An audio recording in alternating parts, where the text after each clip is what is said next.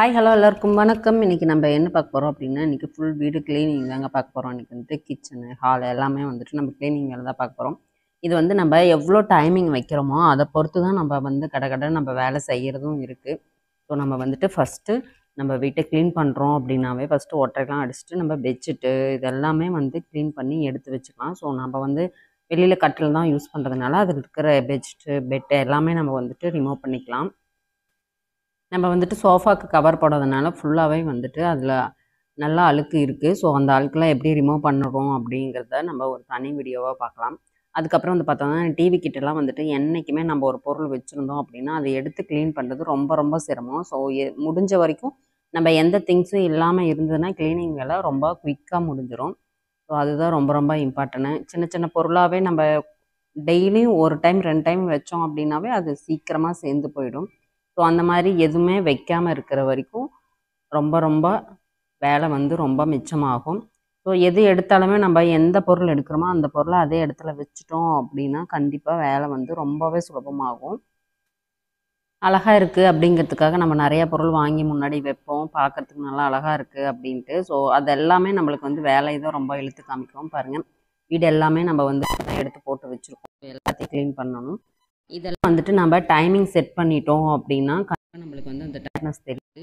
இல்லை அப்படின்னு பார்த்தீங்கன்னா ரொம்ப ஒரு நாள் ஃபுல்லாக நம்ம வந்து வீடெலாம் க்ளீன் பண்ணுற மாதிரியே ஒரு தாட் இருக்கும். அதுவும் அவ்வளோ டைமிங்கும் ஆகிடும். ஸோ அதுக்காக நம்ம வந்துட்டு எப்போவுமே ஒரு ஆஃப் அன் ஹவர் அதுக்குள்ளே அந்த வேலையை முடிக்கிற அளவுக்கு நம்ம குயிக்காக அந்த வேலையில் மட்டுமே கவனம் செலுத்தி நம்ம செஞ்சோம் அப்படின்னா கண்டிப்பாக குயிக்காக எல்லா வேலையும் முடிஞ்சிடும். ஸோ எல்லாத்தையும் க்ளீன் பண்ணி விட்டுட்டு அதுக்கப்புறம் நம்ம மாப் தான் போட போகிறோம். டைல்ஸ் வந்து பார்த்திங்கன்னா நல்லா ஒயிட்டாக இருந்தால் உங்களுக்கு க்ளீன் பண்ணாலும் நல்லா க்ளீனாக தெரியும். ஸோ நம்மளுக்கு வந்துட்டு கிரானைட் ரொம்ப டல் கலராக இருக்கிறதுனால நம்ம என்ன தான் மாப் போட்டு க்ளீன் பண்ணாலும் அந்தளவுக்கு நம்மளுக்கு க்ளீனாக தெரியாது. ஸோ இருந்தாலுமே வந்துட்டு நம்ம அதுக்காக மாப் போடாமல் இருக்க முடியுமா? எல்லாமே மாப் போட்டு நம்ம மாப் போடும்போது கொஞ்சமாக மஞ்சத்தூளும் கல்லுப்பு ஒரு கைப்பிடியும் போட்டு கொஞ்சமாக போட்டு நம்ம க்ளீன் பண்ணணும் அப்படின்னா கண்டிப்பாக அது வந்து நல்ல வைப்ரேஷன் கொடுக்கும் அப்படின்னு சொல்லுவாங்க. ஸோ அது மாதிரியே நம்மளும் க்ளீன் பண்ணிக்கலாம். அதுக்கப்புறம் வந்து பார்த்தோன்னா கிச்சன் எல்லாத்தையுமே க்ளீன் பண்ணி எடுத்து வைக்க போகிறோம். கிச்சனில் வந்துட்டு செல்ஃபில் எல்லாத்தையும் நம்ம க்ளீன் பண்ண போகிறோம்.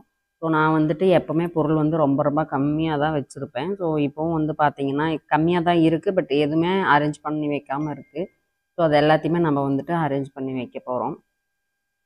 இந்த பாட்டில்ஸ் எல்லாம் வந்து பார்த்திங்கன்னா குறிப்பிட்ட பாட்டில் வச்சுருப்பேன். குட்டி குட்டியாக இருக்கிறது எல்லாமே வந்துட்டு பிளாஸ்டிக் தான் இருக்கும். மேக்ஸிமம் வந்துட்டு நான் பிளாஸ்டிக் வாங்குறதில்ல. ஸோ அது நல்லா அழகாக இருந்தது, அதுவும் நம்மளுக்கு தேவைப்பட்டது அப்படிங்கிறதுனால நம்ம வாங்கிட்டோம்.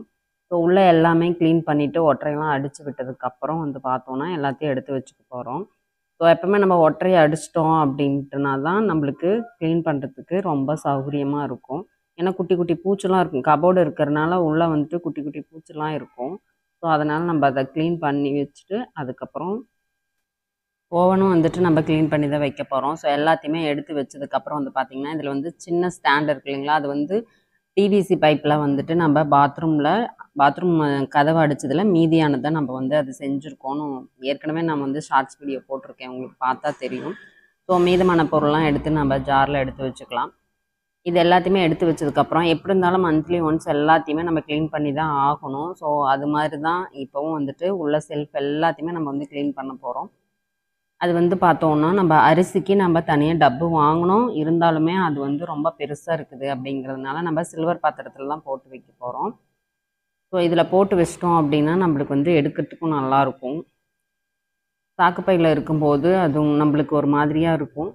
ஸோ அதனால் சில்வரில் போட்டு வச்சுக்க போகிறோம். இதுவும் வந்துட்டு உள்ளே எடுத்து வைக்கும்போது நம்மளுக்கு ஃபுல்லாக கபோர்டு அடிச்சிட்டோம் அப்படின்னா ஒவ்வொரு பொருளுமே நம்மளுக்கு எடுத்து வைக்கும்போது ரொம்பவே சிரமமாக தான் இருக்கும். ஸோ நீங்கள் வீடு கட்டுறீங்க அப்படின்னா ஃபஸ்ட்டு கபோர்டு அடிக்கிறதுக்கு முன்னாடி எந்த பொருள் எங்கே வைக்கணும் அப்படின்ட்டு நீங்கள் பிளான் பண்ணி நீங்கள் கபோர்டு அடிச்சிங்க அப்படின்னா ரொம்ப ரொம்ப சௌகரியமாக இருக்கும். நம்மளுக்கு க்ளீன் பண்ணுறதுக்கும் ரொம்ப சௌகரியமாக இருக்கும். இல்லை அப்படின்னா நம்ம ஒவ்வொரு பொருளும் வைக்கிறதுக்கு அதுக்கப்புறம் நம்ம தேடிட்டு இருந்தோம் அப்படின்னாவே நம்மளுக்கு அந்த கபோர்டு அடித்ததே நம்மளுக்கு வேஸ்டான மாதிரி தான் தோணும். ஸோ கட்டும்போதே நீங்கள் வந்துட்டு கடப்பாக்கல் உள்ளே வச்சு அதுக்கு தகுந்த மாதிரி பிளான் பண்ணி நீங்கள் வச்சுட்டீங்க அப்படின்னா ரொம்ப யூஸ்ஃபுல்லாக இருக்கும்.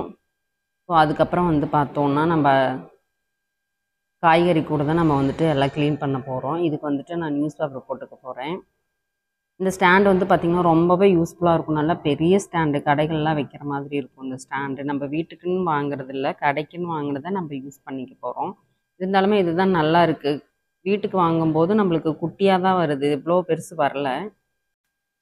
எப்போவுமே நம்ம வந்துட்டு வீட்டில் எப்போவுமே சுறுசுறுப்பாக வேலை செஞ்சுக்கிட்டே தான் இருப்போம். ஸோ இருந்தாலுமே வந்து பார்த்தோம் அப்படின்னா, நம்ம எதுக்காக இருக்கோம், நம்ம ஏன் பிறந்தோம் அப்படிங்கிற கேள்வியெல்லாம் ஒரு சில நேரத்தில் நம்மளுக்கு தோணும் இல்லையா?